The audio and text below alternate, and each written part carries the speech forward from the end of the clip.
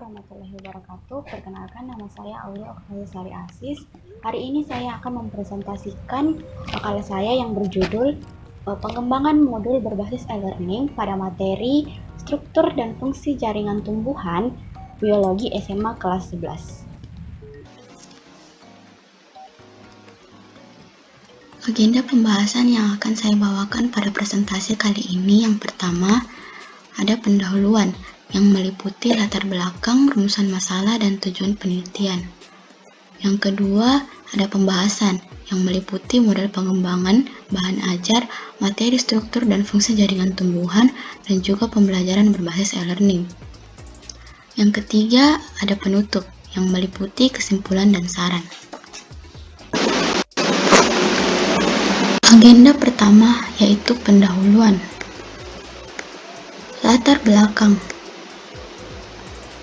Perkembangan ilmu pengetahuan dan teknologi yang begitu pesat, serta perkembangan sistem komunikasi yang semakin cepat, menimbulkan perubahan dan kemajuan dalam berbagai aspek kehidupan.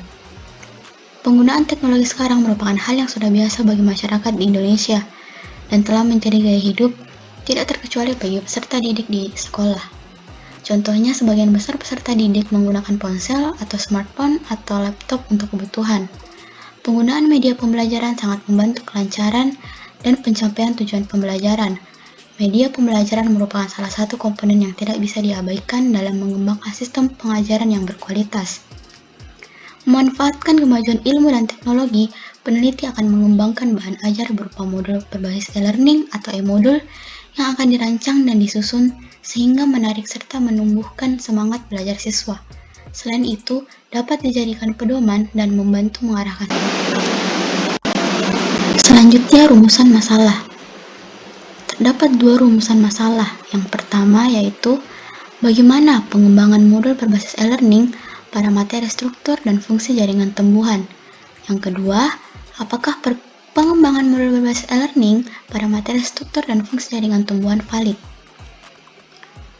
Selanjutnya, tujuan penelitian. Terdapat dua tujuan penelitian. Yang pertama, untuk mengetahui bagaimana pengembangan modul berbasis e-learning pada materi struktur dan fungsi jaringan tumbuhan. Dan yang kedua, untuk mengembangkan modul berbasis e-learning pada materi struktur dan fungsi jaringan tumbuhan yang valid. Kedua, yaitu pembahasan. Model pengembangan. Yang pertama, model Borg and Gall. Model pengembangan Borg and Gall menggunakan alur air terjun atau waterfall pada tahap pengembangannya. Model pengembangan ini terdiri dari 10 langkah, kemudian disederhanakan oleh pengembang sesuai dengan kebutuhan penelitian. Penyederhanaan ini meliputi yang pertama, penelitian dan pengumpulan informasi awal. Kedua, mengembangkan produk awal. Ketiga, uji coba. Dan keempat, membuat produk akhir. Peneliti menggunakan media elektronik berupa Lecture Inspire sebagai media pembelajaran yang berisi materi tentang cerita pendek. Yang kedua ada model 4D. Prosedur pengembangan perangkat pembelajaran modifikasi 4D. Yang pertama adalah tahap pendefinisian. Yang kedua tahap perancangan. Yang ketiga tahap pengembangan. Dan yang keempat adalah tahap penyebaran. Yang ketiga ada model Azure. Model desain pembelajaran Azure merupakan singkatan dari komponen atau langkah penting yang terdapat di dalamnya, yaitu yang pertama, menganalisis karakteristik peserta didik. Yang keempat, menetapkan tujuan pembelajaran atau kompetensi. Yang ketiga, memilih strategi, teknologi, media, dan bahan ajar. Yang keempat, menggunakan teknologi, media, dan bahan ajar. Yang kelima, mengaktifkan keterlibatan peserta didik.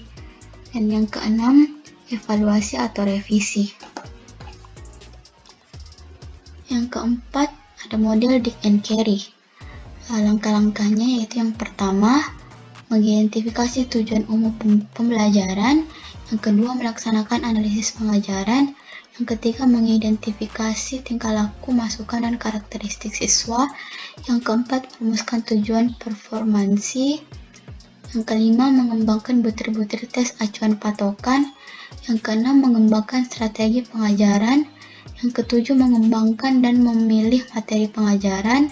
Yang ke-8, mendesain dan melaksanakan evaluasi formatif. Yang ke-9, merevisi bahan pembelajaran. Yang ke-10, mendesain dan melakukan evaluasi sumatif. Yang kelima, model ADI. Model ADI dikembangkan oleh Dick and Carey untuk merancang sistem pembelajaran. Pengembangan bahan ajar dengan model ADI dilaksanakan melalui 3 tahap. Yang pertama yaitu analisis. Dilakukan kegiatan menganalisis terkait dengan permasalahan yang ada dalam pembelajaran dan kondisi lingkungan berdasarkan kurikulum yang berlaku. Selanjutnya, pada tahap desain, peneliti merancang suatu bahan ajar yang disesuaikan dengan pendekatan problem solving yang berorientasi pada kemampuan pemecahan masalah. Pada tahap pengembangan, rancangan yang bersifat konseptual yang dihasilkan pada tahap perancangan direalisasikan menjadi produk yang siap diimplementasikan dalam kelas. Kemudian, hasil konsultasi dijadikan acuan untuk perbaikan atau revisi bahan ajar. Setelah itu dilakukan validasi bahan ajar oleh dosen ahli. Validasi bertujuan untuk mengetahui kelayakan bahan ajar yang dihasilkan sebelum digunakan dalam pembelajaran. Pada tahap terakhir yaitu evaluasi, dilakukan evaluasi terkait pengembangan bahan ajar. Peneliti melakukan revisi terhadap produk sesuai dengan hasil evaluasi. Model ini sangat sederhana dan mudah dipelajari karena merupakan salah satu model desain pembelajaran sistematis dan memiliki 5 tahapan yang mudah dipahami, sehingga dapat memudahkan untuk mengembangkan sebuah produk bahan ajar, permainan, video, dan buku panduan. Selanjutnya, bahan ajar. Yang pertama, handout. Handout adalah bahan ajar yang sangat ringkas. Bahan ajar ini bersumber dari beberapa literatur yang relevan terhadap kompetensi dasar dan materi pokok yang diajarkan kepada peserta didik. Yang kedua, buku. Buku merupakan bahan tertulis dalam bentuk lembaran kertas yang dijilid dan diberi kulit atau cover yang menyajikan ilmu pengetahuan yang disusun secara sistematis. Dan yang terakhir itu ada modul. Modul adalah bahan ajar yang disusun secara sistematis dengan menggunakan bahasa yang mudah dipahami oleh peserta didik agar sesuai dengan tingkat pemahaman peserta didik agar dapat belajar secara mandiri. Dan dengan bimbingan pendidik dengan modul, peserta didik dapat mengukur secara mandiri tingkat penguasaan terhadap materi yang dibahas dalam modul. Selanjutnya, materi, struktur, dan fungsi jaringan tumbuhan. Materi dan struktur, fungsi, dan jaringan tumbuhan terdapat 2. Materi pokoknya itu ya, organ utama tumbuhan dan organ modifikasi. Organ utama tumbuhan meliputi akar, batang, daun, dan organ modifikasi meliputi bunga, buah, dan biji. Nah, materi, struktur, dan fungsi jaringan ini yang akan dimuat dalam modul yang akan dibuat sebenarnya mungkin agar dan menggunakan bahasa yang mudah dipahami oleh siswa atau peserta didik. Selanjutnya itu pembelajaran berbasis e-learning. Kegiatan pembelajaran menggunakan kecanggihan teknologi mulai diterapkan oleh negara maju ataupun negara berkembang. Semakin pesatnya perkembangan teknologi informasi, maka dunia pendidikan pun mulai berbondong-bondong menerapkan pembelajaran menggunakan teknologi informasi. Salah satu contoh penerapan pembelajarannya yaitu e-learning atau electronic learning atau juga m-learning atau mobile learning. Nah, dalam makalah ini saya akan lebih mendalam membahas tentang e-learning.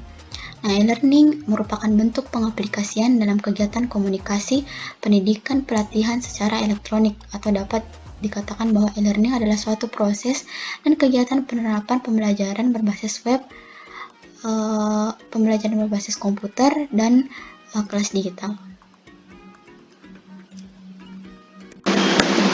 Agenda ketiga yaitu penutup, kesimpulan, dan saran. Kesimpulan, berdasarkan kajian literatur yang telah dilakukan, maka dapat disimpulkan bahwa pengembangan modul berbasis e-learning pada materi struktur dan fungsi jaringan tumbuhan menggunakan modul pengembangan EDI yang merupakan singkatan dari Analysis, Design, Development, or Production, Implementation, or Delivery, and Evaluation. Yang kedua, pengembangan modul berbasis e-learning pada materi struktur dan fungsi jaringan tumbuhan dapat dikatakan valid ketika telah divalidasi oleh para dosen sebagai validator, sehingga bisa dikatakan bahwa pengembangan modul berbasis e-learning valid. Selanjutnya, saran. Berdasarkan dari kajian literatur yang dilakukan, diharapkan agar siswa lebih banyak menginstal aplikasi atau dokumen-dokumen pembelajaran pada laptop atau pada smartphone yang digunakan dibandingkan dengan game atau aplikasi lainnya. Sebaiknya guru dapat menggunakan modul berbasis e-learning pada materi pembelajaran biologi di sekolah jika terjadi keterbatasan media pada proses pembelajaran, untuk sekolah agar melengkapi fasilitas media yang mendukung proses pembelajaran yang dilakukan.